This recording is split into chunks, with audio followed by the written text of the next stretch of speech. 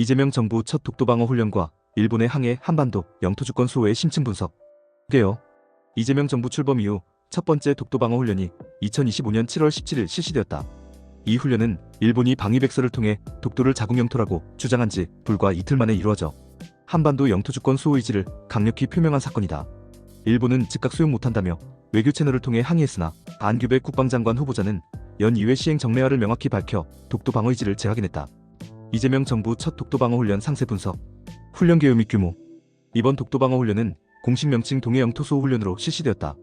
군 관계자는 해군과 해경이 동해상에서 예년과 비슷한 규모로 훈련을 실시했다며 우리 영토와 국민, 재산 보호를 위해 정례적으로 실시하는 훈련이라고 설명했다.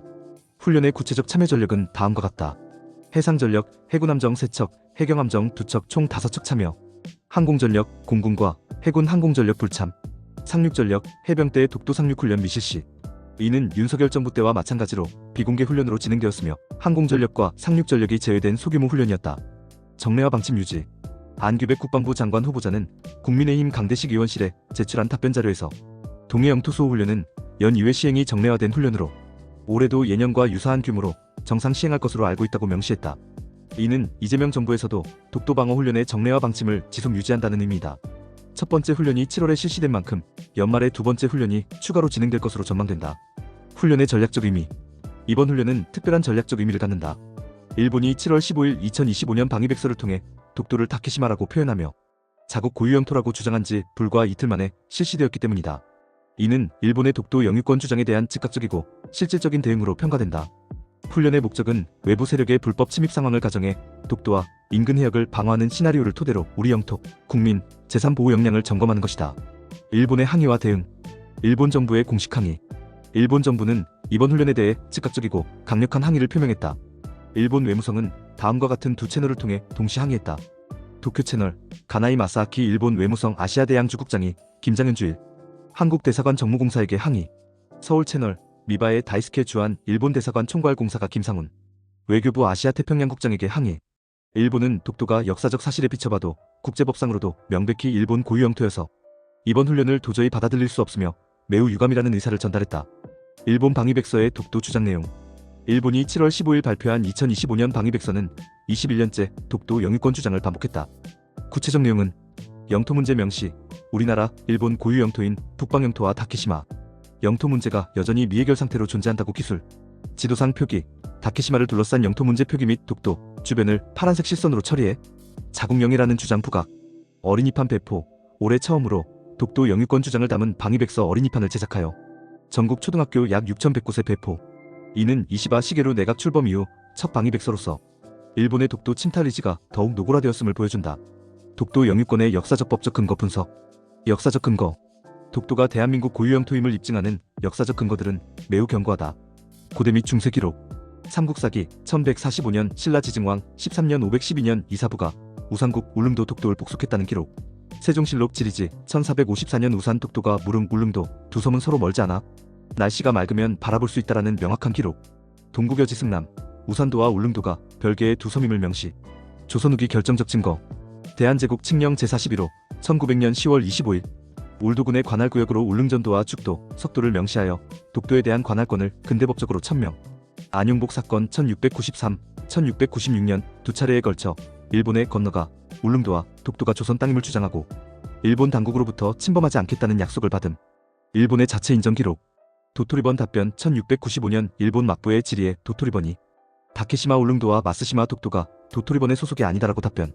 다케시마 도해금지령 1696년 일본 막부가 울릉도와 독도가 일본령이 아님을 확인하고 도해금지령 발표. 태정관 지령 1877년 일본 최고 행정기구인 태정관이 다케시마 울릉도에 일도 독도의 건에 대해 본방 일본과는 관계가 없음을 명심할 것이라고 지시. 지리적 근거. 독도는 지리적으로도 명백히 한국에 더 가깝다. 울릉도에서 독도까지 약 87.4km, 일본 오키섬에서 독도까지 약 157.5km. 울릉도에서는 맑은 날 독도를 육안으로 관측할 수 있으나 일본 오키섬에서는 불가능하다. 이는 고대부터 한국인이 독도의 존재를 인식하고 있었음을 뒷받침한다. 국제법적 근거. 전후 처리 관련. 연합군 최고사령부 지령 SCAPIN 제677호 1946년 제주도, 울릉도, 독도를 일본이 반환해야 할 영토로 명시. 평화선 선언 1952년 이승만 대통령이 대한민국 인접해양의 주권에 대한 선언으로 독도를 우리 관할 내로 포함. 현재의 시류 지배. 대한민국은 독도에 대해 완전한 시류 지배를 행사하고 있다. 행정적 지배. 독도경비대 상시 주둔, 각종 시설물 설치 운영. 입법적 지배. 독도 관련 각종 법령 시행. 사법적 지배. 한국법원의 관할권 행사. 독도경비대와 방어체계. 독도경비대 개요. 독도경비대는 1956년 창설된 경상북도경찰청 소속의 특별경비조직이다. 독도의 군인이 아닌 경찰이 주둔하는 이유는 독도가 분쟁지역이 아닌 명백한 대한민국 영토이기 때문에 치안을 담당하는 경찰이 배치된 것이다. 독도경비대의 임무와 역할. 독도경비대는 한 개 소대 규모로 구성되어 다음과 같은 임무를 수행한다. 24시간 해양경계, 첨단 과학장비를 이용한 상시감시, 영해 침범 대응, 외부 세력의 영해, 침범 시 관계기관에 통보하여 저지, 불법 접안 대응, 불법으로 독도에 접안할 때 체포, 관광객 안전관리, 독도 입도객들의 안전사고 예방, 환경보호, 독도 생태계 보존 및 훼손 방지, 독도 방어체계의 통합성. 독도 방어는 다층적 체계로 구성되어 있다. 육상경비, 독도경비대가 담당, 해상경비, 해양경찰이 담당, 공중감시, 공군이 독도 영공수호, 통합대응, 유사시 해경, 해군, 공군과 통신 가능한 통신시설 구비, 독도방어훈련의 역사와 변천, 훈련의 기원과 발전. 독도방어훈련은 1986년 시작되어 약 40년의 역사를 갖고 있다. 초기에는 불규칙적으로 실시되다가 2003년부터 연이회 정례화되었다. 역대 정부별 훈련 특징. 과거 대규모 훈련 사례. 2019년 독도방어훈련의 경우 역대 최대 규모로 실시되었다. 해군, 세종대왕함을 포함한 제7기동전단 투입, 공군 F-15K 등 항공기 10대 참여, 육군, 특전사병력 최초 투입, 해병대 상륙훈련 실시, 훈련 범위, 울릉도를 포함한 동해로 확대, 전 정부의 축소 경향. 윤석열 정부 들어서는 훈련 규모가 현저히 축소되었다. 상륙 탈환 육상병력 완전 배제, 항공전력 2023년 하반기 일대만 1회 투입, 가상국 설정, 구체적 가상국 없이 막연한 제3국 침입 상황으로 설정. 국회 입법조사처는 독도를 분쟁지역화하려는 일본의 시도가 더욱 노골적이고 강해지고 있는 만큼 이전의 규모로 독도방어훈련의 규모를 복원하는 것을 적극적으로 고려할 필요가 있다고 권고했다. 한일관계와 독도 갈등의 구조적 분석. 일본의 독도 분쟁화 전략.